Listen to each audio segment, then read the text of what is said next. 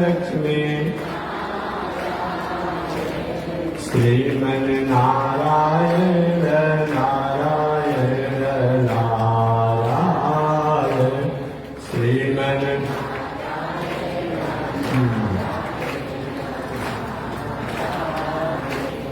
श्रीमन नारायण भवतारायण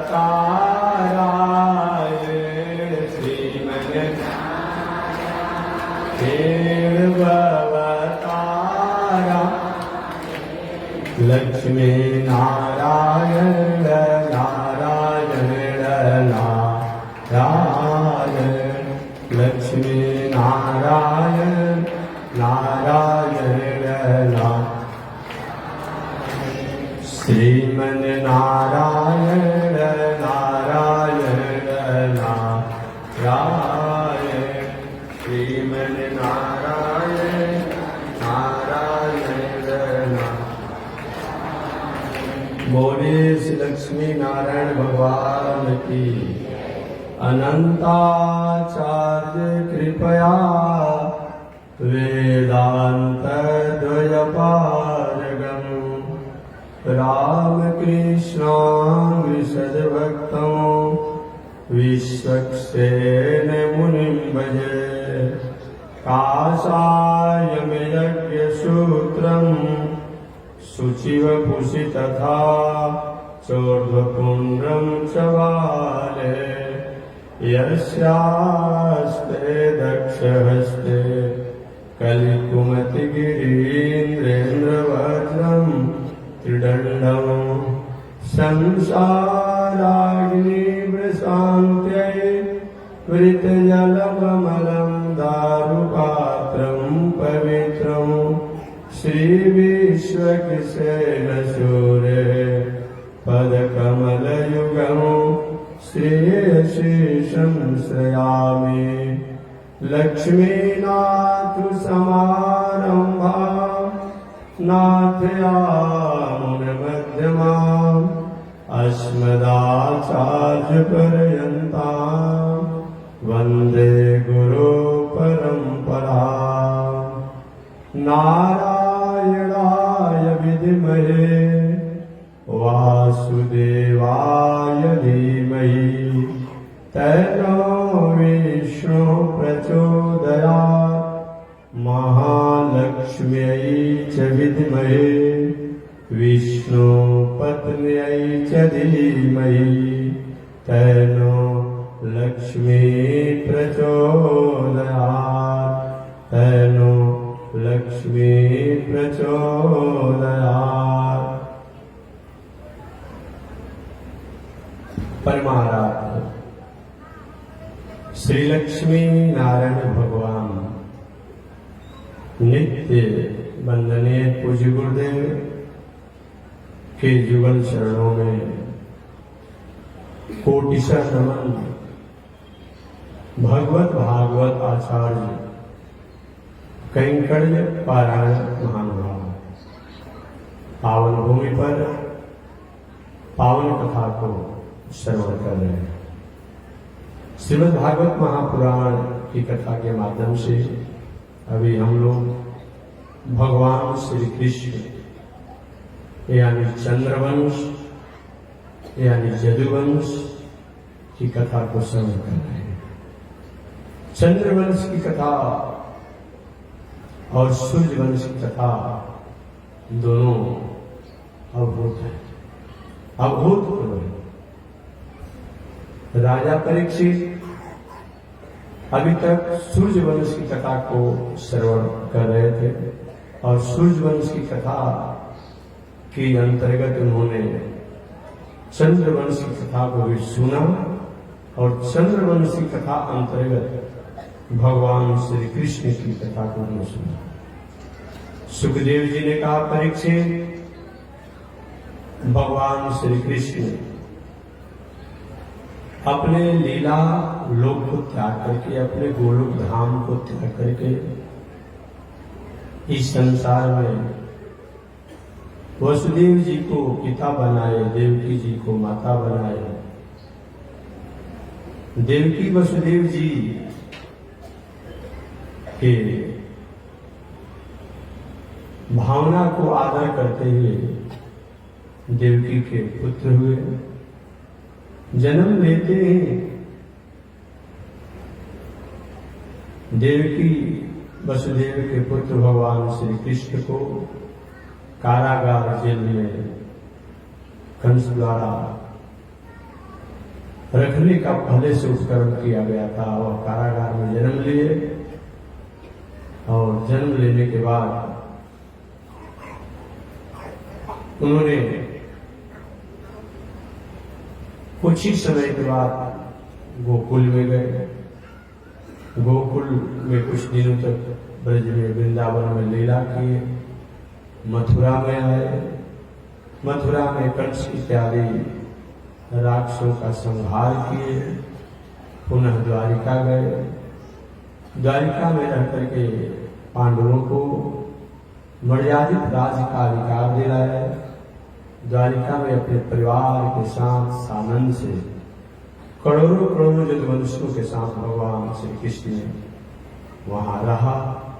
एक दिन यदुवंशी आपस में खा पी करके और चंचल व्यवहारों से चंचल बुद्धि होने के कारण आपस में लड़ने लगे और सब लड़ के मर के कट के समाप्त हो गए। कुछ बचे कुछ लोग थे, उनको लेकर के हस्तिनापुर में अर्जुन आए। अब पुनः बहुत दिनों के बाद, बहुत दिनों से जो मथुरा, वृंदावन, ब्रज, गोकुल इत्यादि सुनसान पड़े थे भगवान श्री कृष्ण के जाने के बाद, पुनः नव जीर्णोद्धार किया गया, नव निर्मित किया गया। पुनः मथुरा को, ब्रज को, वृंदावन को, गोकुल को नए तरीका से बसाया गया। धर्मराज युधिष्ठिर जी के सहयोग से, सांडिल्य ऋषि और गर्ग ऋषि की प्रेरणा से नए तरीका से बताया गया, जो आज हम उसकी अपूर्व सौंदर्य और छवि को हम निहार रहे। मध्यकालीन में भी मथुरा, वृंदावन, अयोध्या इत्यादि कुछ शासकों की उदासी के कारण, कुछ राजाओं की उदासी के कारण कहीं अस्त व्यस्त हो गया था। तो हमारे एक सम्राट विक्रमादित्य जी हुए। वही विक्रमादित्य जी है जो राजा बनकर के अब पुनः पहले जैसा वृंदावन, गोकुल, ब्रज इत्यादि था, मथुरा था, और पहले जैसा अयोध्या था, उसको उन्होंने बनाया, सजाया, सत्कार किया। तो समय समय से कभी कभी राजा अच्छे आ जाते हैं तो जिन तीर्थों का जो भगवान का अवतार स्थल है उनको पुनः नव जीवन प्राप्त हो जाता है। स्थान तो स्थान रहेगा। श्री सुखदेव जी ने भगवान श्री कृष्ण की संक्षिप्त में कथा सुनाया कि मथुरा के जेल में जन्म लिए, वृंदावन ब्रज में रह करके लीला किए, पुनः मथुरा में आकर के राजा बने, मथुरा से पुनः द्वारिकापुर में जाकर के वहां अपने परिवार के साथ रहने लगे। और कुछ दिनों के बाद उस द्वारिकापुरी में भगवान अपने परिवार के लोगों को समेट करके अपने धाम को चले गए। इन पावन कथा को कह करके सुखदेव जी चुप लगा गए, चुप हो गए, मौन हो गए। राजा परीक्षित सोची को हो सकता है कोई बात याद आ गई हो कथा प्रसंग में। कुछ देरों तक सुखदेव जी चुप रहे। अब देखिए राजा परीक्षित की समय बीतते जा रहा है, कुछ बोल नहीं रहे। गुरु जी कथा सुनाइए ना। सुखदेव जी कथा तो सुना दिया, कथा सुना दिया। क्या कथा आपने सुनाया? कहीं कि मैंने सूर्यवंश की कथा सुना दिया, चंद्रवंश की कथा सुना दिया, भगवान श्री कृष्ण की भी कथा सुना दिया। क्योंकि यही कथा है कृष्ण की, कहा यही कथा। अब क्या सुनना चाहते हो? उन्होंने मथुरा में जन्म लिया, ब्रज में लीला किया, पुनः मथुरा में आकर राजा बने, द्वारिका में रहे और पुनः इस दुनिया से चले गए। हो गया कथा। गुरु जी आपने सूर्यवंश की कथा कहने में कहीं कहीं कृपणता कर दी, कंजूसी कर दिया कहने में। संक्षिप्त में कहा मैंने उसको मान लिया। लेकिन जो कृष्ण हमारे सहोदर हैं, हमारे भाई हैं, हम और कृष्ण एक ही साथ अपनी माता, हम अपनी माता उत्तरा के गर्भ में रहे, उन सहोदर श्री कृष्ण की कथा करने में आप चटपट करते हैं।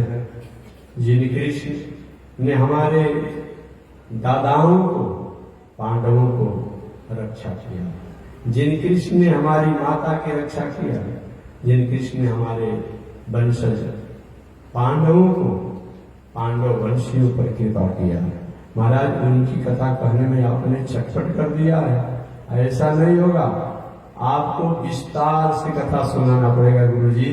इसी के लिए मैं भोजन, जल, शयन सब त्याग करके बैठा हूं। समझ गए राजा परीक्षित, सुखदेव जी कि राजा परीक्षित भगवान के अधीन भक्त हैं, इसलिए पात्रता होना चाहिए। कथा सुनना तो अच्छा है, लेकिन पात्रता होना चाहिए। एक बार एक संत जी कथा सुना रहे थे, राम कथा सुना रहे, रामायण की कथा सुना रहे थे, और कथा सुनाते सुनाते पूरी कथा सुना दिया। और सुनने वाला व्यक्ति पात्रता उसकी बहुत अच्छी नहीं थी। कथा तो जरूर सुन लिया उसने। कथा सुनने के बाद हाथ जोड़कर महात्मा जी से कहा, महाराज जी मैं एक बात आपसे पूछना चाहता हूँ। मुझे हो सकता है कोई भावना इसकी होगी, कोई आत्मज्ञान प्राप्त हुआ होगा, ये बोलो क्या कहना चाहते हैं। क्या मैं जानना यही चाहता हूँ कि जो कथा आपने सुनाया, राम कथा, रामायण कथा सुनाया, इसमें राक्षस कौन है? तो महाराज जी बड़े परेशान हुए, राक्षस कौन? आपने कहा राम ने उसको मारा, राक्षस ने उसको मारा, राक्षस ने उसको मारा तो राम ने उसको मारा।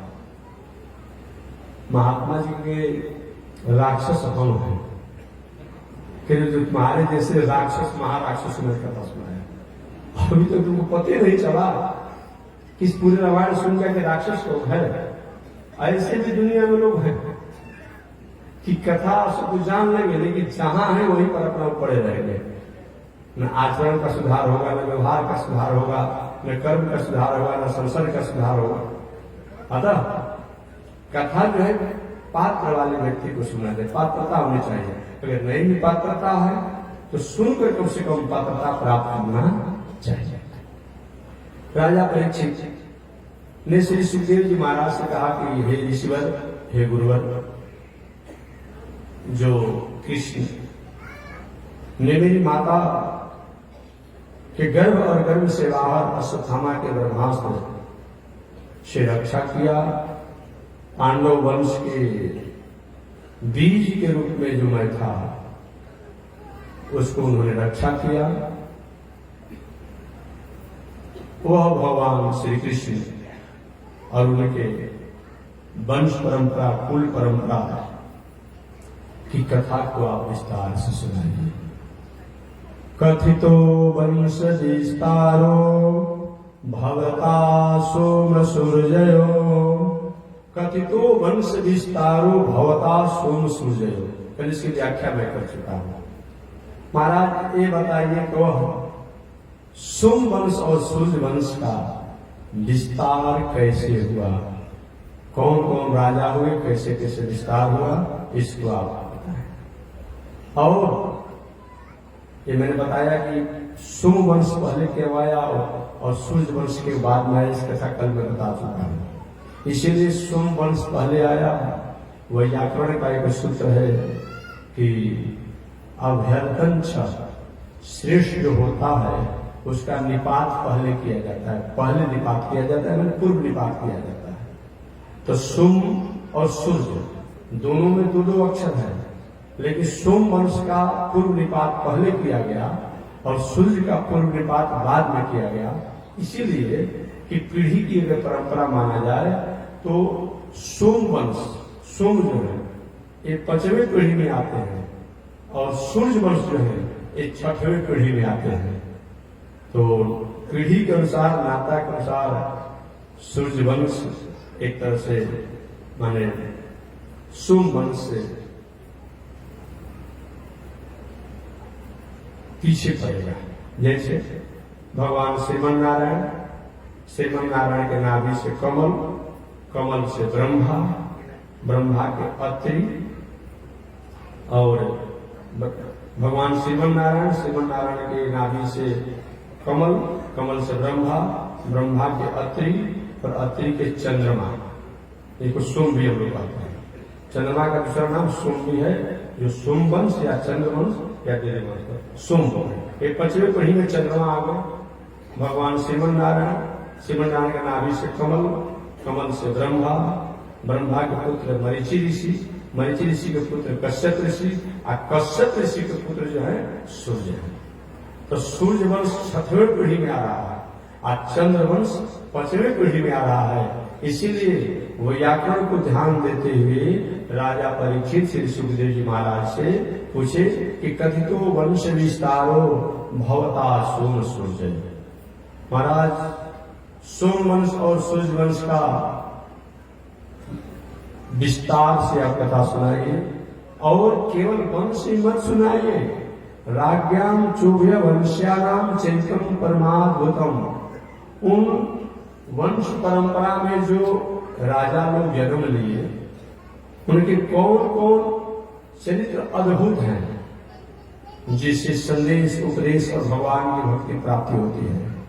और तीर्य जदुर्वंशी भगवान भूत भावना, वह जदुवंश में भगवान प्रकट होकर के जो पूरे दुनिया की विश्वात्मा है, उन्होंने किस प्रकार से धर्म की स्थापना किया, दुष्टों का संहार किया और संत महात्माओं की मंगल किया, इस कथा को विस्तार से आप बताएं। श्री सुखदेव जी कहते हैं परीक्षित, निश्चित रूप से तुम्हारी बुद्धि, चित्त, मन, शरीर भगवान श्री कृष्ण के चरणों में निमग्न हो चुकी है, क्योंकि श्री कृष्ण की लीला कथा श्रवण करने में तुम्हें सहज सुदृढ़ वृत्ति होती है, उनके प्रति तुम्हारा स्नेह है। भगवान श्री कृष्ण की कथा से वक्ता और श्रोता दोनों पवित्र होते हैं, कहने वाला भी और सुनने वाला भी। श्री कृष्ण कथा भवरोग का रामबाण औषधि है। यह भगवान की कथा जो है, ये संसार का रोग जो है, जो हम कभी पुत्र इष्णा, कभी धन इष्णा, कभी परिवार इष्णा, कभी पद इष्णा में हम चंचल रहते हैं, इन इष्णाओं को दूर करने में ये क्या है, रामबाण औषधि है। ऐसा यह कृष्ण कथा है, यह भवरोग का रामबाण औषधि है। श्री कृष्ण साक्षात वेद है, भगवान श्री कृष्ण साक्षात वेद है।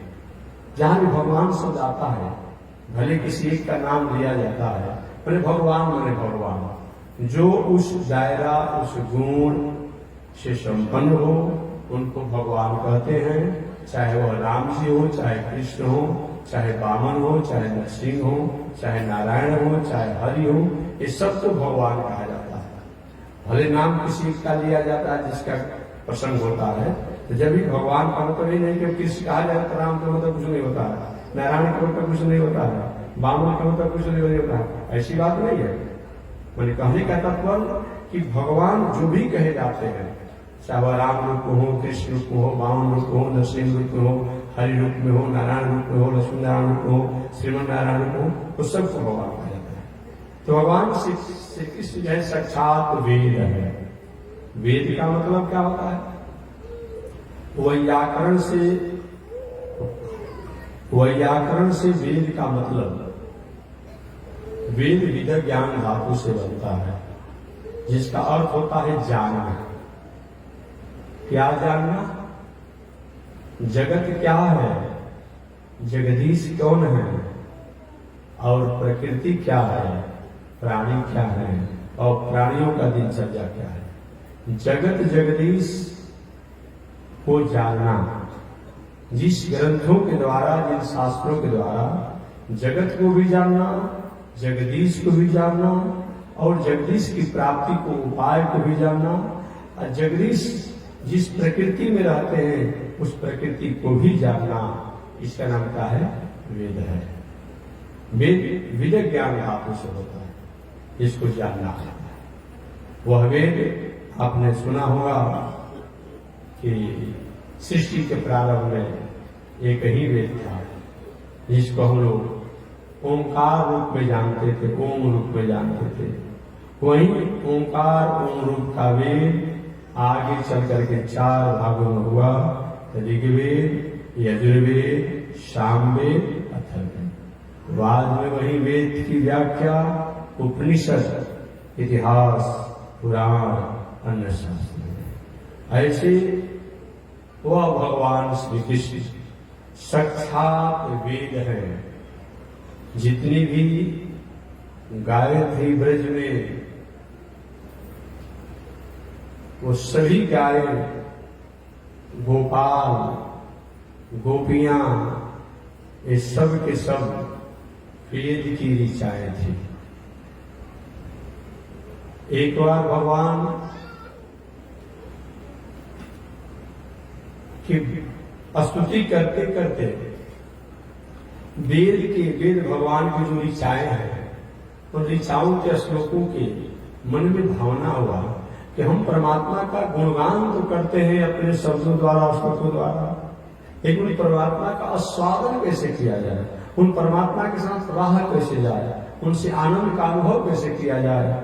सभी वेद के ऋचाएं, वेद भगवान के पास गए कि प्रभु आपके रस का स्वादन करना चाहते हैं, आपके साथ रहना चाहते हैं। भगवान ने कहा अभी तो और अवतारों में नहीं होगा, लेकिन कृष्णावतार जब होगा, इस कृष्णावतार में हे वेद, आप और आपके वेद की ऋचाएं श्लोक, कोई गोपी बनेगा, कोई ग्वाल बनेगा, कोई गोपाल बनेगा, कोई गाय बनेगा, और हमारे साथ आप लोग रहेंगे। एक बार वेद के मन में विचार आया कि हम भगवान की व्याख्या तो करते हैं, लेकिन भगवान कैसे हैं, उनका चरित्र कैसा है, इसका हमें आस्वादन करना चाहिए। ये विचार करके वेद की ऋचाएं ही साक्षात इस संसार में उनके गुण, लीला, धामों को सुनने के लिए कृष्णावतार में गोप बने, गोपी बने, गोपाल बने। अतः दूसरा कोई गोप, गोपी, गोपाल नहीं है। जिसकी जैसी भावना थी, जो जिस भावना से भगवान को जानना चाहा, उसके अनुसार भगवान ने वही लीला, वही चरित्र उन्होंने किया। अब मिश्री खान ही है, और उस मिश्री खान को कारीगर ने किसी को बाघ बना दिया, किसी को गाय बना दिया, किसी को हाथी बना दिया, किसी को गणेश जी बना दिया, किसी को कोई राक्षस भी बना दिया। जानने वाला कारीगर तो जानता है कि चाहे राक्षस का आकार हो, मिठाई का, चाहे देवता का हो, चाहे गाय का, बाघ सिंह का हो, सब है खाण, सब है मीठा, सब है मिठाई। फिर देखेंगे किसी पर्व पर बनाया जाता है चीनी का, मिठाई का। वही बात है, जिसकी जैसी भावना थी, भगवान ने ठीक हो गया तो वही भावना के अनुसार द्वापर युग में आओगे। वही भगवान के निजी सेवक, कथा कभी आपने सुना होगा, जो जय विजय कहलाते थे। जय विजय भगवान के निजी प्रिय थे, उनके पास और साथ में रहने वाले प्रिय थे, और उनको मर करके 3 जन्म तक राक्षस होना पड़ा। प्रथम जन्म में हिरण्याक्ष कस्तु, दूसरे जन्म में रावण कुंभकर्ण, और तीसरे जन्म में दंतवत शिशुपाल। किसी की इच्छा थी कि हम भगवान के पुत्र बन करके आए, कोई पुत्र बन करके आया, कोई भाई बन करके आया, कोई पिता बन करके आया, कोई माता बन करके आया, कोई मित्र बन करके आया, कोई सखा बन करके आया, और कोई सहेली भी बन करके आया, गोपियां, गाय बन करके आया। अरे और बात तो छोड़ दीजिए, भूत भावन शंकर जी, ये भी कृष्णावतार जब होने का हुआ तो इनके भी मन में भावना हुआ कि हम भी क्यों न कृष्णावतार में रहे। बहुत दिनों तक योग साधना द्वारा नीति करके भगवान को हमने जाना है। भगवान के पास गए कि प्रभु, हम आपके साथ, आपके पास, आपके यहाँ मैं कृष्ण अवतार में रहना चाहता हूँ। भगवान ने कहा आप कैलाश में आप अपनी तपस्या करें, शिव लोक में, हमारे पास रहने की क्या आवश्यकता है? कभी आवश्यकता होगी तो आप दर्शन करने भेंट विकार करने आ जाइएगा। मेरे प्रभु हमारी इच्छा है। और ठीक है चलिए। वही भूत भावन शंकर जी के मन में इच्छा हुआ कि बहुत दिनों से मैं इनका योग समाधि लगाता हूँ, लेकिन इनके पास और साथ में हमें रहना चाहिए। तो समझो बंसी जो था तो सब शंकर जी बंसी रूप में हो गए थे, बंसी रूप में हो गए थे। ब्रह्मा जी की इच्छा हुआ कि हम भी बहुत दिनों से सृष्टि करते हैं भगवान की आज्ञा से, पर भगवान के साथ रहने का मौका मिलता एक रूप से तो अच्छा होता। वही ब्रह्मा जी भगवान श्री कृष्ण जो छड़ी रखते थे वो छड़ी सब ब्रह्मा जी थे। देवराज इंद्र ने कहा कि हम भी बहुत दिनों से भगवान की आज्ञा से देवलोक का काम करते हैं, लेकिन हमको भी उनके साथ रहने की इच्छा है। तो भगवान का ठीक है, मैं जब गायों की सेवा करूंगा तो गायों की सेवा करते समय गायों को कहीं खुजलाने के लिए जो श्रृंगी जो था उसे खुजलाते थे, वही आप बन जाएंगे। तो जो भी और कोई संत महात्मा जिनकी इच्छा थी कि हम भी बहुत योग समाधि लगाए हैं, ठीक है आपको गोपी बन जाना, को गोप बन जाना, कोई गोपाल बाल बन जाना, कोई बछड़ा बन जाना, जो जिसको भैया बन जाओ अपने अपने शक्ति से। चलो सब हम लोग कृष्णावतार में लीला करने के लिए। तो जो भी कृष्णावतार में चाहे गोप हो, गोपी हो, गोपाल हो, बछड़ा हो, गाय हो, सब कोई न कोई देवी देवता संत महात्मा ऋषि साधक ही बन करके आए थे। ऐसा जान करके हमारे संत महात्मा लोग कहीं उसमें विचलित नहीं होते। तो श्री सुखदेव जी महाराज कहते हैं कि हे परीक्षित, वही सबकी भावना को याद करके, सबकी भावना को याद करके भगवान श्री कृष्ण इस संसार में आकर के और सबकी अरमान को पूरा करने के लिए वे संकल्पित हुआ कि किसको माता पिता बनाया जाए। तो हुआ कि वसुदेव जी और देवकी इन्होंने बहुत समय तक तपस्या किया है, इन्हीं को माता पिता के रूप में स्वीकार किया जाए। भगवान श्री कृष्ण ने वसुदेव और देवकी को, इन दोनों को ही, वसुदेव को पिता बना लिया, देवकी को माता बना लिया और इस संसार में आने के लिए तैयार है। देवताओं ऋषियों मुनियों की मनोकामना को भगवान श्री कृष्ण ने अवतार लेकर के पूरा किया। जब राज धनादि के अभिमान में मद होकर के दैत्यों ने राजा बनकर पृथ्वी को आक्रांत कर दिया था। मैं हमेशा बताता हूं, कभी देवता राजा होते हैं, कभी दैत्य राजा होते हैं, कभी दानव राजा होते हैं, कभी राक्षस राजा होते हैं, कभी मनुष्य राजा होते हैं। लेकिन जब दैत्य या राक्षस या दानव राज प्राप्त करते हैं तो राज प्राप्त करने के बाद धन इत्यादि के अभिमान में मद होकर के और पृथ्वी पर रहने वाले प्राणियों को आक्रांत कर देते हैं, भयभीत कर देते हैं, कष्ट देने लगते हैं। उस समय पृथ्वी माता से पृथ्वी के प्राणियों के दुख को बर्दाश्त नहीं कर पाती है। आप पृथ्वी पर जो अत्याचार अनाचार पाप में विचार होता है उसको पृथ्वी माता बर्दाश्त नहीं कर पाती।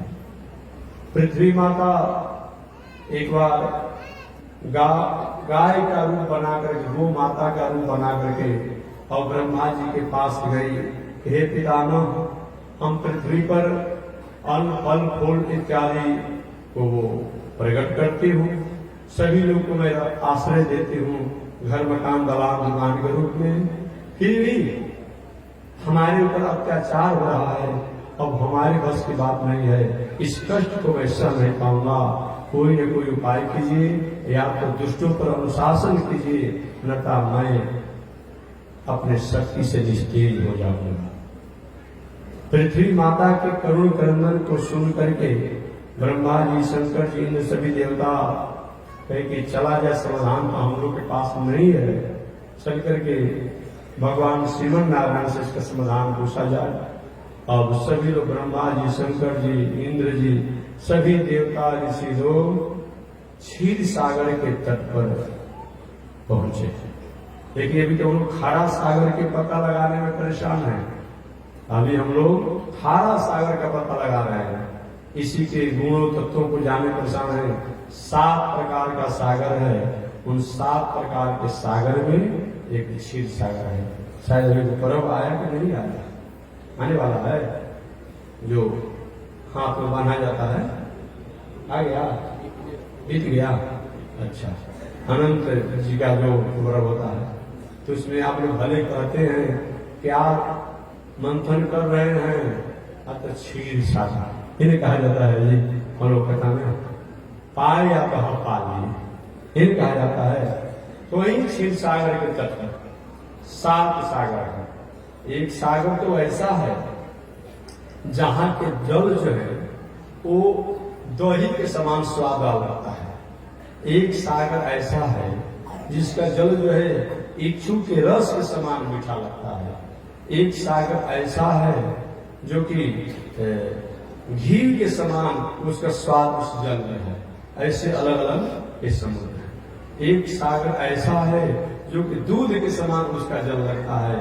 एक सागर ऐसा है जो कि मीठा जल जिसमें है, और एक सागर ऐसा है जो खारा जल है। तो खारा जल तो हम सब लोग देखते हैं, बाकी और समुद्र के तट पर पहुंचने की हमारी वह स्थिति नहीं।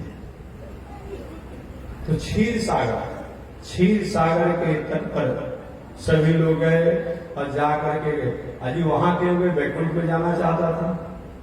सोचे कि देखिए जब भी आज भी पहले का कोई आज नियम हो तो कोई बड़ी बात नहीं है। आज भी बहुत लोग क्या करते हैं, कहीं कहीं से अगर काम धाम करके कहीं विश्राम मिलता है, तो आज के लोग भी अगर नौकरी करते हैं, व्यापार करते हैं, सब करते हैं, तो कहीं अगर 1-2 दिन का समय मिलता है तो और कहीं नहीं जाएंगे, लेकिन ससुराल जरूर जाएंगे।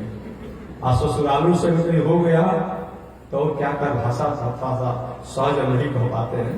ये जिसको किस भाषा में कहा जाता है, थोड़ा मंच करने में थोड़ा नहीं अच्छा लग रहा है। जो कि अरे जो विवाह होता है जिस पत्नी से उसका जो उसकी बहन विवाह होता है, उसको जो भाषा में कहा जाता है, हम बहुत से जो माइक मंच है ना, इस भाषा को क्या प्रयोग करना है, क्योंकि अपनी भाषा में आप लोग कहते हैं।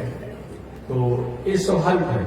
अब 2 दिन का छुट्टी है, ससुराल जाएंगे, अपने वहां जाएंगे जो जहां की बहन का विवाह हुआ है।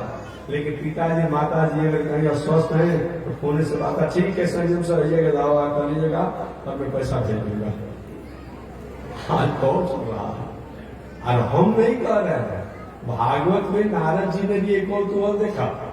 नारद जी घूमते घूमते जब दुनिया में घूमे तो देखे कि तरुणी प्रभुता गे है। महात्मा से भागवत के महात्मा लिखा है, तरुणी प्रभुता गे है श्याल को बुद्धिदायक। तरुणी क्या मतलब, घर में जो युवती नई नवीन स्त्रियां हैं जो अपने को बहू बन करके आई है, चाहे ऐसा जो आई है, अब उन्हीं का चलावा चल रहा है। तरुणी प्रभुता के। और एक बात और हमेशा कहता हूं, ये माता जी लोग हमारे बूढ़ी माताएं जो है, इनको भी थोड़ा सा अपने में सुधार करना पड़ेगा। ये अपने को सास मानती है। सास का तो समझे क्या होता है, जो पतों के सांस नहीं लेने दे, तो ही तो सास है। कहाँ बात किया, किसने बात किया, क्यों बात किया, कब बात किया, क्यों बात किया, किसने बात किया, बिना मैंने किसे क्यों किया, जो हमेशा उसके सांस गिनती रहे, वही तो सास है। अभी लोग का क्या होगा, कोई बात नहीं, सारी है, पढ़ी लिखी है, थोड़ा भाई से और से लोगों से माता से, हाँ ये मैं नहीं कहूंगा कि थोड़ा बहुत बड़ी उस स्थिति में चंचल हो जाएगा। क्योंकि अगर पढ़ी लिखी है, कहीं कोई बात करते अब रात दिन बैठ कर सुनती रहती है, कहे बात किया, क्यों किससे किया होगा। तो जो पतों के बहू की सांस को गिनती रहे और सांस में चलने पर जो अपना नियंत्रण रखती हो कि हमारे अनुसार चलना पड़ेगा, उसी का नाम सास है। अब काम बनेगा, अब सांस गिनोगी तो बूढ़ी हो गई हो, तो बहू का मतलब क्या होता है, ऐसी सास की जो बहू निकाल दे वही बहू है। अब वही क्या करते, भोजन बन जाएगा, सब भोजन सब परिवार जब खा लेगा, तो खाने के बाद जो अंत में बचा के थोड़ा बहुत रहेगा और थाली में भोजन को फेंक दे, लो खाना रखाओ, तुम लोग नहीं निकालना है। यही ऐसा मत कर। मैं हमेशा कहता हूं कि हमारे घर में जो अपने को सास कहलाने वाली जो बूढ़ी माताएं हैं या जो माताएं हैं, उनको क्या करना चाहिए? सास माने कि जो बहू जो आपके घर में आई है, उनको आप अपनी बेटी जैसा व्यवहार करिए। बहू जैसा व्यवहार करिए, बेटी जैसा व्यवहार कीजिए। बेटी जैसा व्यवहार करेंगे तो क्या फायदा होगा? जैसे आप घर में आपकी बेटी है, और थोड़ा सा कोई उसके द्वारा चंचल कोई व्यवहार हो जाता है, कोई पड़ोसी में आप कहती हैं, कहीं नहीं कहा जाता है क्या हमारी बेटी का प्रतिष्ठा बिगड़ जाएगा, विवाह शादी करना है। उसी प्रकार घर में अगर कोई बहू है और कोई थोड़ी सी भोजन में कहीं नमक कम हो गया, कभी अधिक हो गया, कभी कुछ तीखा मीठा कुछ हो गया, तो ऐसा कुछ होता हो भारी बात, और गांव में मोहल्ला में मत कहिए कि हमारी बहू ऐसा ऐसा करती है, तो ही बदला लेने लगेगी बहू, मत कहिए। जैसे अपने बेटी द्वारा कोई गलती होने पर आप किसी को नहीं जनाती हो, वही उस अपने बहू के साथ करें। आप बहू को भी चाहिए कि जो सास द्वारा कुछ थोड़ा डांट फटकार हो जाए तो क्या करे, वो हंस करके रह जाए। जैसे कोई माता अपने बेटी को डांटती है तो क्या बेटी से झगड़ा करती है? नहीं करती है, हंस कर रह जाए, ठीक है गलती नहीं होगा। उसी प्रकार बहू को भी चाहिए कि सास जी ने कुछ बात बोल दे तो हंस करके रह जाए, उनसे कोई विवाद मत करे। ये जब व्यवस्था हो जाएगी तो कहीं कोई डोरी एक और फैमिली एक जो हो रहा है, क्या काम होते हैं, रोज नया नया काम बनता है, तो डोरी एक और फैमिली को जो कोर्ट चलता है, एक कहीं जाने के समझौता के मतलब नहीं होता है। क्या कर देंगे जज साहब? समझौता कर देंगे? ढेर करेंगे जज साहब, कहीं कहेंगे ठीक है आपको 6 महीना का जेल दिए, 1 वर्ष का जेल दिए, और आपको पेनाल्टी के रूप में 2-4-10 हजार रुपए से भरण पोषण के लिए लगा दिए। ये समाधान हो गया? ये समाधान नहीं है। इसीलिए घर में रहने वाली सास जो है अपनी पतों को अपने बेटी जैसा माने, और घर में रहने वाली जो बहू जो है अपनी सास को अपनी माता जैसा व्यवहार करे। कोई विवाद नहीं होगा, और विवाद होगा भी तो इसका समाधान हो जाएगा। अगर ऐसा नहीं किया जाता है तो रोज कानून बनते रहेंगे कि इस कानून द्वारा जैसे हमें चाहिए वैसे हमें प्राप्त नहीं होगा। तो चलिए मैं आगे बढ़ रहा हूं।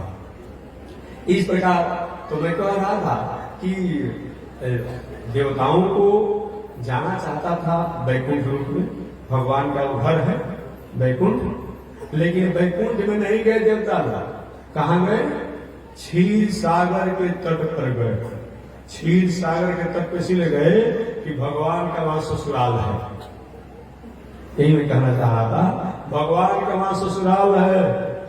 वही क्षीर सागर से समुद्र मंथन से लक्ष्मी जी प्रकट हुए थे, और जो मणि जो भगवान लगाते हैं, मणि भी वही सागर से प्रकट हुआ था।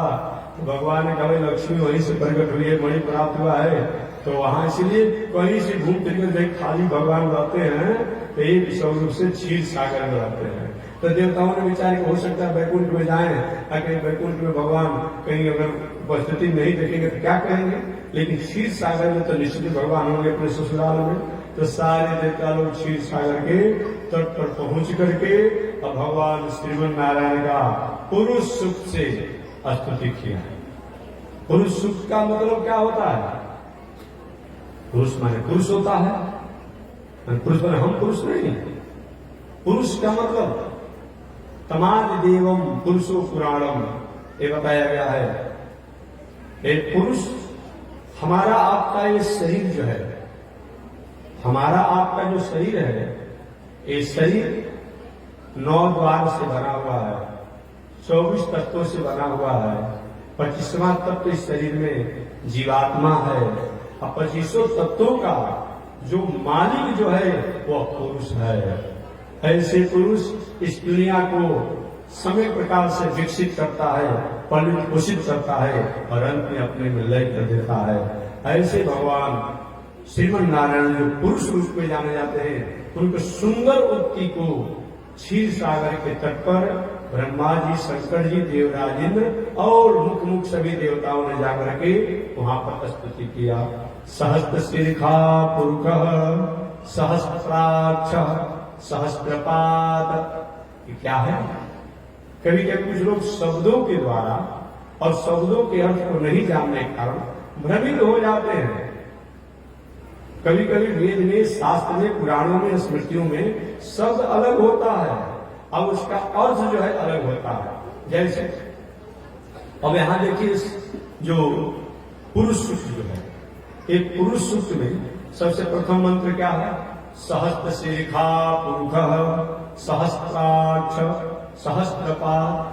हे भगवान, हे परमात्मा, वह शक्ति को, वह तत्व को मैं प्रणाम करता हूँ, नमस्कार करता हूँ, शरणागति करता हूँ, प्रपत्ति करता हूँ। सहस्त्र शीर्षा, जिनके 1000 सिर हैं, सहस्त्र शीर्षा 1000 सिर हैं, सहस्त्र शीर्षा पुरुष सहस्त्राक्ष, 1000 नेत्र हैं, 1000 पैर हैं, 1000 कान हैं। और बताइए, भगवान को आप स्तुति करते हैं कि क्या करते हैं? अब सहस्त्र माने हजारे अर्थ कर लेंगे कि 1000 माने हजारे होगा, सहस्त्र माने तो काम चलेगा। साधारण अगर कहीं कान व्यक्ति को कान कह दिया जाए, लंगड़ व्यक्ति को लंगड़ कह दिया जाए, तो उदास हो जाता है कि हमको काना आपने कह दिया। आप अगर इस स्तुति में वह भगवान को मैं प्रणाम करता हूँ जिनका 1000 सिर है, 1000 आंख है, 1000 कान है, 1000 हाथ है, 1000 पैर है, तो भगवान को स्तुति करे का अपमान कर रहे हैं। सहस्त्र का अर्थ करेंगे, सहस्त्र में 1000 तो यही होगा। इसीलिए सहस्त्र का मतलब क्या होता है? अनंत है, अनंत सिर वाले, अनंत आंख वाले, अनंत कान वाले, अनंत मुख वाले, अनंत नाक वाले, अनंत हाथ वाले, अनंत पैर वाले उन परमात्मा को मैं प्रणाम करता हूँ। ये यहाँ पर इसलिए ये सहस्त्र जो उपलक्षण है, उपलक्षण का मतलब क्या होता है? कहा जाता है कुछ दूसरा, अर्थ होता है कुछ दूसरा, इसी को हम लोग उपलक्षण कहते हैं, इसी को व्यंग कहते हैं, इसी को उपलक्षण, व्यंग और अपनी भाषा में हम लोग उसको मजाक कहते हैं। ये व्यंग है, उपलक्षण है। तो इसीलिए शास्त्रों में ये बातों को समझने के लिए हमें तमरा बोली चाहिए। तो सभी ब्रह्मा जी, शंकर जी सभी लोग जाकर के क्षीर सागर के तट पर पुरुष द्वारा भगवान सब अंतर्यामी नारायण की स्तुति किए। और स्तुति करते करते ब्रह्मा जी तो ध्यान में हो गए। पुरुष की स्तुति करते करते ब्रह्मा जी ध्यान मग्न हो गए। और ध्यान मग्न जब ब्रह्मा जी हो गए, उसी समय आकाशवाणी हुई, आकाश से भी आकाशवाणी हुई और अंतर आत्मा में भी आकाशवाणी हुई, आकाश से भी आकाशवाणी हुई। और हमारे भीतर अंतरात्मा जो हृदय जो है, यहाँ भी आकाशपत शरीर है, यहाँ भी आकाशवाणी हुई। और आकाशवाणी जब हुई तो आकाशवाणी को सुन करके ब्रह्मा जी प्रसन्न हुए। हे देवताओं, बस हो गया समाधान। अरे महाराज क्या समाधान हुआ बताइए? क्योंकि भगवान द्वारा आज्ञा हो गया, आकाशवाणी हो गया। कि क्या आकाशवाणी हो गया? कि आकाश से आकाशवाणी हुआ और हमारे हृदय में भी आकाशवाणी हुआ कि हे ब्रह्मा जी, हे देवताओं, हे संतों, हे पृथ्वी देवी, पृथ्वी देवी को लेके गए थे ना, हे पृथ्वी देवी, अभी आप धैर्य को धारण करिए। मैं कुछ ही समय में दुराचारियों को विनाश करने के लिए, साधुओं के कष्ट को दूर करने के लिए और धर्म की स्थापना करने के लिए और सत्पुरुषों के मनोरथ को पूर्ण करने के लिए मैं आऊंगा। मैं जन्म लूंगा। और कहाँ जन्म लूंगा? कहे कि मैं जन्म लूंगा मथुरा में और लीला करूंगा ब्रज में। तो आप सभी लोग भी अपने अपने अंश के साथ जदकुल में जन्म लेकर के, कोई किसी का बेटा बन जाइए, किसी का भाई बन जाइए, किसी का मित्र बन जाइए, किसी का दादा बन जाइए, कोई किसी की पत्नी बन जाए, कोई बहन बन जाए, कोई बेटी बन जाए, तो कोई गाय बन जाए, कोई गोपाल बन जाए। ये सब लोग बन करके और आप पूरे ब्रज मंडल में, हालांकि मथुरा नहीं है, ब्रज मंडल का है, पूरे ब्रज मंडल में आप लोग जन्म ले लीजिए और मैं भी अवतार लेकर के आऊंगा। तो हमारे आने से पहले आप सब लोग जन्म ले लीजिए। आज भी कोई बड़ा आदमी का प्रोग्राम होता है, उनके और जो कर्मचारी होते हैं पहले से आकर अपना डेरा और स्कूल डाल देते हैं। तो भगवान ने कहा आप लोग पहले से जन्म हो जाए और सब लोग अपने अपने तरीका से आइए इस प्रकार अब आकाशवाणी हुआ, ब्रह्मा जी ने संभावना दिया, पृथ्वी माता भी प्रसन्न हो गई। चलो, जब इतना दिन तक मैंने अत्याचार को स्वीकार किया, अब भी हमें अत्याचार को स्वीकार करना चाहिए। सभी देवता लोग अपने अपने लोग गए। उन्हीं बातों को भागवत में कहा गया है, वसुदेव गृहे साक्षात भगवान पुरुष पर जनिष्यते तरी प्रत्याज अप्रत्याथ संभवन्तु सुरस्त्रिय। कहते कि हे ऋषियों, हे देवताओं, वसुदेव गृहे साक्षात, वसुदेव गृहे साक्षात भगवान पुरुष पर। मैं साक्षात वसुदेव के घर, आज वसुदेव जी तो घर पर थे, नहीं तो जेल में थे, जेल में थे तो जहां तो वही ना मान लिया जाएगा। तो वसुदेव गृहे साक्षात भगवान पुरुष पर, कहते कि मैं उनके यहां जन्म लूंगा और जनिष्यति तरी प्रयार्थ, आप लोग भी अपने अपने देवताओं, अपनी अपनी पत्नी, अपनी अपने बेटा, अपनी अपनी बेटी, अपने अपने सेवक, अपने नौकर सहित आप सब लोग आसपास में जन्म लीजिए। यानी वसुदेव जी घर पुरुषोत्तम भगवान श्री कृष्ण रूप में मैं प्रकट होऊंगा और उन प्रभु उनकी प्रियतमा राधा जी की सेवा के लिए देवगणाएं भी प्रकट होगी, जन्म ग्रहण करेंगे और आप लोग भी प्रकट होंगे। ब्रह्मा जी ने आकाशवाणी के वचनों को सभी देवताओं को सुनाया और सुना करके सबको अपने अपने लोक में भेजा। श्री सुखदेव जी कहते हैं, परीक्षित, वह भगवान जहां जन्म लेने के लिए संकल्पित है, वह कोई दूसरा पुरी नहीं है, दूसरा कोई नगर नहीं है। प्राचीन काल में जादवों की, जदुवंशियों की, चंद्रवंशियों की एक बहुत बड़े यशस्वी राजा थे, जिनका नाम था राजा सुरसेन। वे राजा सुरसेन मथुरा में रहकर के राज शासन के कार्य करते थे। जैसे कोई अभी हम पूरे देश के, हमारी राजधानी दिल्ली है, वही से सब हमारा देश संचालित होता है। तो जो भी जदवंशी थे, सबके राजा और शासक रूप में सुरसेन जी थे। जो सुरसेन जी मथुरा में रह करके और पूरे जदुवंश के और जो राजा थे उनको भी अनुशासित करते श्रेष्ठ राजा के रूप में थे। एक बार सुरसेन के पुत्र वसुदेव जी देवकी की पुत्री, देवक की पुत्री देवकी से विवाह करके, देवक की पुत्री देवकी से विवाह करके अपने पत्नी के साथ घर लौट रहे थे। कथा मैं बता देता हूँ। लौट रहे थे, देवकी के पुत्र उग्रसेन एवं देवक सहोदर भाई थे। भी जानना चाहिए कि उग्रसेन और देवक ये दोनों सहोदर भाई थे। ऐसे जानकर के उग्रसेन का पुत्र कंस था और देवक की पुत्री देवकी थी। उग्रसेन का पुत्र कंस था और देवक की पुत्री देवकी थी। तो ऐसा देवकी कंस की चचेरी बहन थी। कंस ने देवकी का विवाह वसुदेव के साथ करने के लिए तैयार हुआ, क्योंकि अपने पिताजी को और अपने बड़े पिताजी दोनों को उसने जेल में बंद कर दिया था। दोनों को बंद कर दिया था और बंद करने पर अब हुआ कि भाई बहन है, चचेरी बहन है, समाज में लोग क्या कहेंगे, इसको पिता को भी जेल में बंद कर दिया, अपने पिता को भी जेल में बंद कर दिया और बहन विवाह का युग हो गई है, विवाह नहीं कर रहा है। कंस ने विचार कि ऐसा मैं अपनी चचेरी बहन का विवाह करूंगा तो दुनिया हैरान हो जाएगी, और उसने वसुदेव जी से विवाह तय कर दिया देवकी का। और विवाह की रस्म पूरी होने के बाद कंस ने कहा मैं रथ को हाँ करके वसुदेव और देवकी का ले जाऊंगा। कोशिश में रास्ते में आकाशवाणी हुआ, अरे मूर्ख कंस, जिसको तुम रथ पर बैठा करके ले जा रहा है सारथी बना हुआ है, उसका 8वां गर्भ जो होगा वही तुम्हारे मृत्यु का कारण होगा, तुम्हें मारेगा। कंस तुरंत तलवार निकाल करके और उस देवकी को मारने के लिए तैयार हो गया।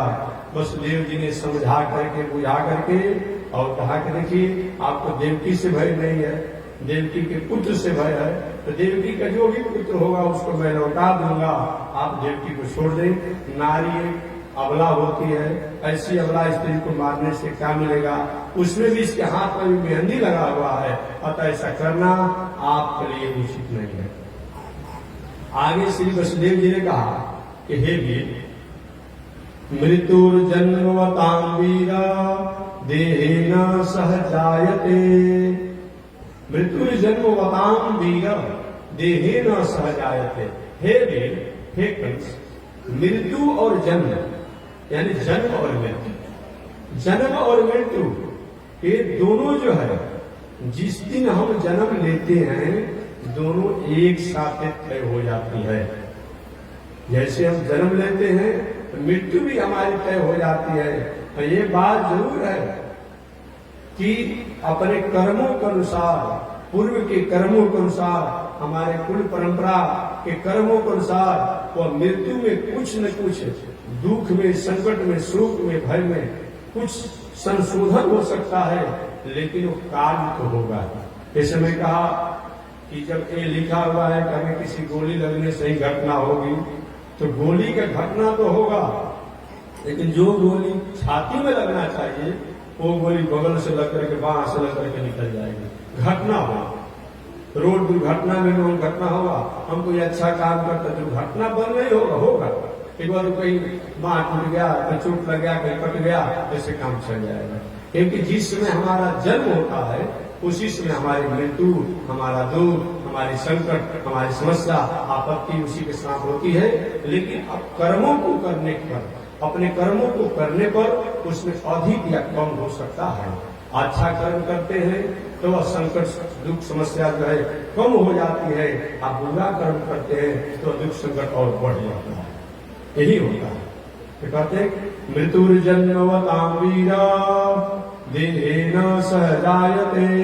हे कंस, आज इसलिए मृत्यु जन्म सब होते रहता है, तो धीर पुरुष जो होता है वो कभी भी इसे घबराता नहीं है। आज हो या 100 वर्ष के बाद हो, जो प्राणी संसार में जन्म लिया है उसकी मृत्यु भी होगी। यह देवकी तो एक आपकी बहन है, दूसरी स्त्री जाति का है। इस प्रकार से कंस को वसुदेव जी ने समझाया। कंस ने भी कहा कि महाराज आप सही में ज्ञानी आदमी है, उनको छोड़ दिया। अब इधर हो ही रहा था और वह क्रूर, मैंने कल भी बताया था कि नारद जी ने आकर के उसको भड़का दिया, और भड़काने के बाद पुनः कहा कि नहीं, ऐसे नहीं चलेगा।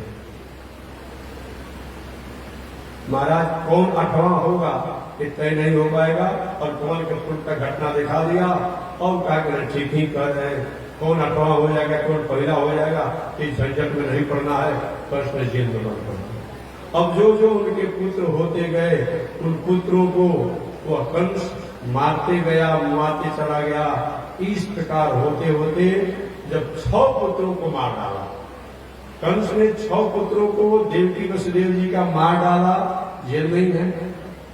7वां पुत्र जब गर्भ में देवकी के आए तो भगवान श्रीमन नारायण ने विचार किया कि इनसे आगे का काम लेना है। तो देवकी के 7वें गर्भ के रूप में जो श्रेष्ठ जी को लोग संकर्षण करते हैं, ये श्रेष्ठ जी को क्या हुआ, आज्ञा हुआ जोग माया द्वारा। जोग माया माने आज के जैसे डॉक्टर अच्छे से लगे होते हैं, दूसरे के गर्भ के बालक दूसरे को, दूसरे का दूसरे को दे रहे हैं। अभी आप रोज पत्र पत्रिकाओं में सुन रहे हैं। अब देवकी के गर्भ का 7वां गर्भ जो है वो हुआ कि रोहिणी के गर्भ में स्थापित कर दिया गया। और वसुदेव जी की पत्नी रोहिणी जी थी। और इधर हो गया कि देवकी का गर्भ जो है क्या खराब हो गया, देवकी का गर्भ खराब हो गया। लेकिन देवकी के गर्भ में जो 7वें बालक थे शंकरसुर, जिनको बाद में बलराम जी कहेंगे, वो देवकी गर्भ का 7वां गर्भ जो है वो रोहिणी के गर्भ में स्थापित करा दिया गया जोग माया के द्वारा। इस प्रकार चलो एक तो समस्या कर गया, 7वां गर्भ देवकी का अपने से गर्भ खराब हो गया। अब 8वें गर्भ की बात आई, आप जानते ही होंगे, भगवान इस संसार में प्रकट हुए। अब जब प्रकट हुए तो प्रकट होने के बाद भगवान का नाम, एक बार एक महोदय जी ने पूछा था कि भगवान जब जन्म लिए थे तो इनका प्रथम नाम क्या है, तब उनका प्रथम नाम तो नीलमणि पड़ा था। क्या नाम पड़ा था? नीलमणि। नीलमणि के समान थे। और देवकी के गर्भ से कारागार में भगवान प्रकट हुए 8वें पुत्र के रूप में 12 बजे रात्रि में कथा आप लोग जानते थे। जो भी वसुदेव जी को देवकी को हथकड़ियां लगी थी अपने से अपने आप खुल गई। जो भी पहरेदार थे, दरबान थे, किवाड़ था, सब स्वतः अपने आप खुल गए। अरे कुछ बड़ी बात है। आज साधारण ऑटोमेटिक अपने से किवाड़ खुल जा रहा है, दुकान खुल जा रहा है, बॉल खुल जा रहा है, बॉल बढ़ जा रहा है, अपने से हो रहा है। अरे भाई किसी पर कोई केमिकल फेंक दीजिए तो बेचारा वो बेहोश हो जा रहा है। देख रहे हैं ना। और भगवान के आगे जो प्रकट होना था, अब वही जिस कंप्यूटर के द्वारा, जिस रिमोट के द्वारा केवाड़ी खुलता है, बंद होता है और जो कुछ होता है, अब वही रिमोट किसी के पास होता तो खोल देगा, बंद नहीं कर लेगा।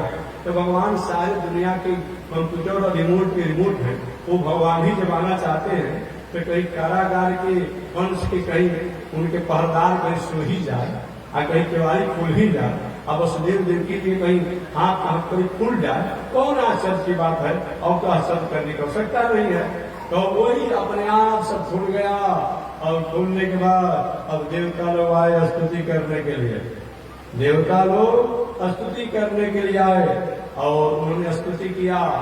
देवताओं ने आकर के जेल में कहा, सत्यव्रतम सत्यपरम त्रिसत्यम सत्यस्य जोनि निहितम च सत्ये सत्यस्य सत्य मृत सत्य नेत्रम सत्यात्मकम त्वाम शरणम प्रपन्ना। अब देवता लोग इतने भयभीत हैं कि एक बार सत्य शब्द का प्रयोग नहीं की। अगर ऐसे कोई व्याकरण से श्लोक बनाए, एक श्लोक में इतना अगर सत्य हो तो कहीं भाई छंदू भंग हो गया। लेकिन यहाँ क्या है, एक बार सत्य शब्द का प्रयोग नहीं किया है। 1 2 3 1 2 3 4 5 6 7 8 9 बार सत्य शब्द का प्रयोग किया गया। हम तो 7 बार समझते थे, लेकिन गिने तो 9 बार हो गया। सत्यव्रतम एक बार सत्य शब्द का, सत्य परम 2 बार सत्य हो गया, त्रिसत्यम 3 बार सत्य हो गया, असत्य सत्यस्य 4 बार हो गया, जोनि निहितम च सत्य एक 5 बार हो गया, सत्यस्य पुनः 6 बार हो गया, सत्यमृत 7 बार हो गया, असत्यनेत्रम 8 बार हो गया, असत्यात्मकम 9 बार। एक श्लोक में सत्य शब्द जो है 9 बार किया गया है, लेकिन सबका अलग अलग अर्थ है। याद रखिएगा, सबका अलग अलग अर्थ है, एक ही अर्थ नहीं है। सबसे प्रथम है कि सत्य व्रतम, हे प्रभु आप सत्य व्रत माने प्रतिज्ञा वाले हैं, तो अपने प्रतिज्ञा को मत भूलिएगा, वचन को मत भूलिएगा। जो आपने कहा है, दुष्टों को संहार करना, संत को मंगल करना, धर्म की स्थापना करना, ये मेरा व्रत है, ये मेरी प्रतिज्ञा है। इस व्रत को याद करिएगा, नहीं तो कहीं भूल जाएंगे तो हम देवताओं का कोई मतलब नहीं रह जाएगा, संसार के रहने वाले प्राणी का कोई मतलब नहीं रहेगा। सत्यम परम, महाराज आप परतत्व के रूप में होकर के सत्य ही हैं। और त्रिसत्यम, तीनों कालों में आप सत्य ही रहते हैं। सृष्टि रहती है तब, सृष्टि विकसित होती है तब, और सृष्टि का संहार होता है तब। तीनों काल में आप सत्य रहते हैं। जैसे आभूषण बनने से पहले सोना, आभूषण बनने के बाद सोना, और आभूषण को कोई कोठरी में कूट दिया जाए तो सोना ही बचता है। उसी प्रकार से आप तीनों काल में सत्य के रूप में होते हैं। सृष्टि बनते समय और जब सृष्टि से पहले, और सृष्टि जब बनती है तो मटेरियल, प्रकृति का मटेरियल हो जाता है। आभूषण जब बनाना होगा तो जब से मिलावट नहीं किया जाएगा आभूषण सुंदर होगा। तो जब आभूषण बनाना होता है तो कुछ मिलावट के साथ हो जाता है, और जब ही आभूषण को जब कूट दिया जाता है, तोड़ दिया जाता है, तो सब अस्त व्यस्त हो जाता है। प्रभु आप दुनिया को बनने से पहले सत्य रूप में रहते हैं, दुनिया के बनने पर भी प्रकृति के मिलावट से आप रहते हैं, और दुनिया के बिगड़ने पर भी आप सत्य रूप में रहते हैं। आपके अलावा और कोई नहीं रहता है। लव निवेश परिमाण युग मनुष्य कोटि शतचंड भजसिन रे मन राम को कालु जासु को दंड। तो आप सत्य व्रत वाले हैं, सत्य परम सत्य वाले आप हैं, और तीनों काल में सत्य आप रहने वाले हैं। सतस्य जोनि, आपका जोनि जो है, जोनि माने कारण, आने का कारण ही सत्य होता है। आप ही के द्वारा ये दुनिया फलती है, फूलती है, विकसित होती है। श्रीमद् भागवत महापुराण में जो बताया गया है कि जन्म आदेश जतो निराज तर्क, अर्थात जिनकी कारण, जिनके द्वारा, जिनसे ये दुनिया जन्म लेती है, पालन होता है, संहार होता है, मोक्ष होता है, प्रभु इनको भी आप जो नहीं अपने कारण को जानिएगा। निहितम च सत्य, और सत्य रूप में सब में आप सन्निहित रहते हैं, मिले रहते हैं, प्रवेश किए रहते हैं। सत्यस्य, और सत्य के ही आप सत्य के ही लिए हैं, और सत्यमृतम, और सत्य रूप में आप इस संसार में लोगों को मंगल करते हैं। सत्य नेत्रम, और सत्य द्वारा ही आप दिखाई पड़ते हैं। सत्यात्मकम, और सत्य के रूप में आप दुनिया के आत्मा रूप में सबको प्रकाशित प्रभाषित करते हैं। त्वाम शरणम प्रपन्ना, ऐसे सत्य परमात्मा को मैं प्रणाम करता हूँ। इस प्रकार देवता लोग आकर के मथुरा के कारागार में देवकी के पुत्र भगवान को उन्होंने बालक को प्रणाम किया। उस भगवान अपूर्व स्वरूप वाले हैं। उन भगवान के बारे में कहा जाता है, तमद्भुतम बालकयं भुजक्षणं चतुर्भुजं शंखगदारुदायुधं श्रीवत्सलक्ष्मं गलशोभिकौस्तुभं पीताम्बरं सांद्रपयोदसौभगं। तम अद्भुतम, वो बालक अद्भुत बालक है। बालकम भुजक्षणं, ये बालक अद्भुत ऐसा है, ऐसा ही अद्भुत बालक है कि जन्म लेते ही बालक बोलना शुरू कर दिया। ऐसा होता है क्या? ऐसा होता है? भगवान जेल में जन्म लिए और जन्म लेते कहे, हे माता जी मैं आ गया, हे पिता वसुदेव जी आपकी तपस्या सफल हो गई। वसुदेव जी तो निमग्न थे, अरे क्या हो गया? माता देवकी ने कहा, प्रभु आप बेटा बन करके आए हैं कि बाप बन करके आए हैं? कहे हम आ गया।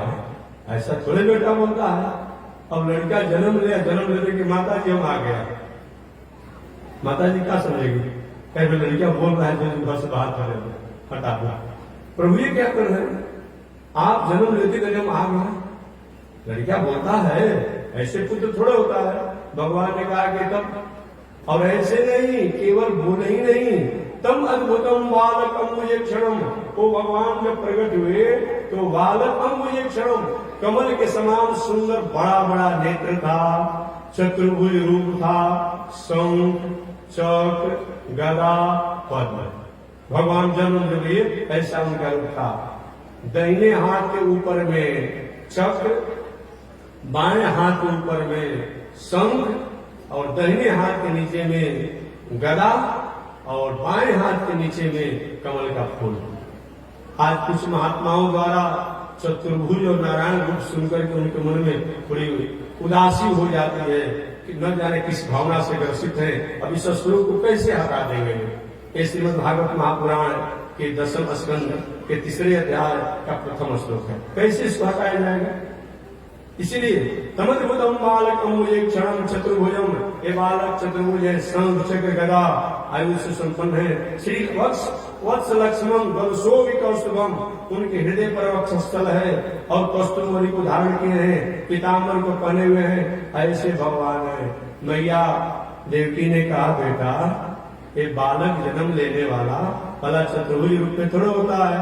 भगवान ने कहा, माता जी ये तो बात हमें समझ में आ रही है, लेकिन मैंने इसीलिए आयुध दिया है शंख गदा पद्म में कि अगर कहीं मामा जी आ गए, आक्रमण कर दिया तो क्या करेंगे? अब चक्र छोड़ देंगे। इसीलिए हमने आयुध लेकर के आया है। श्रीवत्स लक्ष्मण गलशोभिकौस्तुभम, मैं लक्ष्मी जी जिस हृदय में रहती है वहां कौस्तुभमणि को धारण करके पीताम्बर को पहना हूँ। माता ने कहा, कपड़ा पहन कर लड़का जन्म थोड़े लेता है, तो बाद में कपड़ा पहनाया जाता है। भगवान ने तुम ही बता दो कैसे मैं तुम्हारा बेटा बनूंगा, बस ये बताओ, जैसे कहो वही मैं काम करूंगा। तो माता देवकी ने कहा कि यही उपाय है, पहले तो आप चतुर्भुज रूप को हटाइए, 2 भुजा बनाइए, अपना आयुध को हटाइए, पीतम्बर को हटाइए, सब कुछ हटा दिए। हटा दिया तो तुम्हारा बेटा हो गए। माता देवकी ने हटा तो दिए, लेकिन जैसे आप बोल रहे हैं वैसा बेटा जन्म लेकर बोलता है क्या? बेटा तो रोता है। एक माता जी रोऊंगा तो काम बिगड़ जाएगा, रोएंगे नहीं, रोएंगे तो काम बिगड़ जाएगा भाई। अगर हम रोएंगे तो काम बिगड़ जाएगा, अभी नहीं रोएंगे, बाद में रोएंगे, ठीक है। तो क्या करना चाहिए कि तुम आप बालक शिशु के रूप में हो जाइए, वही भगवान छोटे बालक के रूप में हो गए। और एक बात और कहे भगवान, छोटे बालक होने से पहले माता जी, हे वसुदेव पिताजी, अगर आपको कर्ण से डर है तब, हमको डर नहीं है, आपको अगर कर्ण से डर है तो हमको गोकुल में पहुंचा दीजिए, ब्रज में पहुंचा दीजिए, और वहां जसोदा जी को जो लाली भई है, लड़की भई है, उसको लेकर के आ जाइए और हमको वहां पहुंचा दिए, अगला बदल कीजिए। ये भगवान ने कह करके और बस छोटे बालक के रूप हो गए। वसुदेव जी ने वैसा ही किया।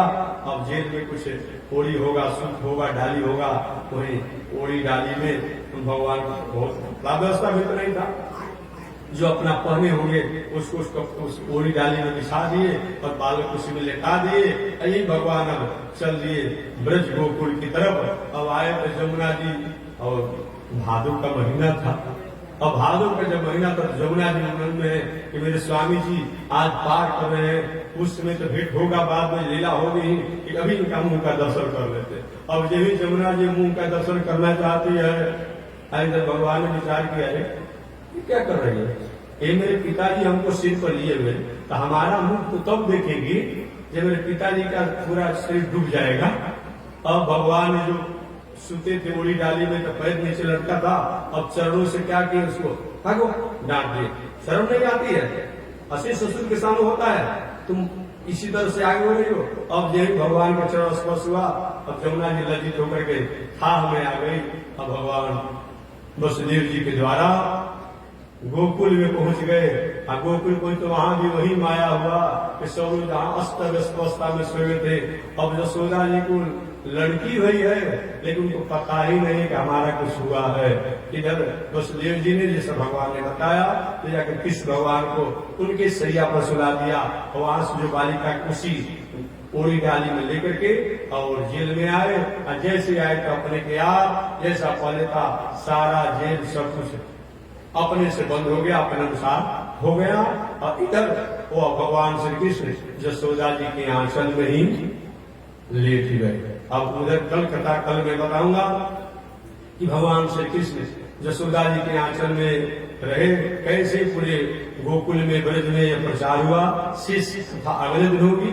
और आज इसी के साथ इस वाणी को मैं विराम देना चाहता हूँ, क्योंकि यहीं पर श्रीमद् भागवत महापुराण के कृष्ण जन्म की कथा पर चौथे दिन की कथा का विश्राम पूर्ण होता है। और यह श्रीमद् भागवत के 8वां स्कंद के प्रथम अध्याय से 10वां स्कंद के तीसरे अध्याय पर चौथे दिन की कथा विश्राम लेती है। मैंने सप्ताह के रूप में जो सुनता है उसको आज ये चौथा दिन की कथा को श्रवण किया, तो चौथे कृष्ण जन्मनी कहा गया है। चौथा दिन कृष्ण की जन्म की कथा सुननी चाहिए। तो आज मैंने संक्षिप्त में भगवान श्री कृष्ण की जन्म कथा सुनाया कि मथुरा में जन्म लिए और गोकुल पहुंच गए। और वहां गोकुल में जन्म लेने वाली जो बालिका है वो क्या की, वो जेल में मथुरा पहुंच गई। तो शेष चर्चा अगले दिन करेंगे। आज इसी के साथ बाद विराम। एक बार भगवान का नाम लें, आगे परमात्मा की जय श्री श्रीमन्नारायण श्रीमन्नारायण नारायण नारायण श्रीमन्नारायण। बोलिए श्री लक्ष्मी नारायण भगवान की, विश्व जगदाचार्य श्री त्रिदंडी स्वामी जी महाराज की। हरि ओम। शांति ही शांति ही शांति।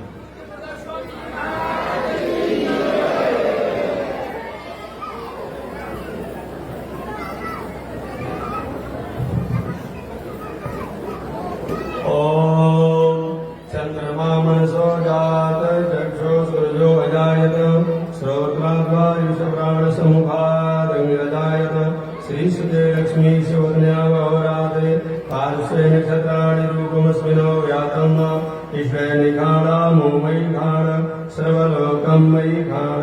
श्री लक्ष्मी नारायण भगवान की जय। विश्ववंदनदाता श्री त्रिदंडी स्वामी जी महाराज की जय। हरि ओम। शांति शांति शांति। महाराज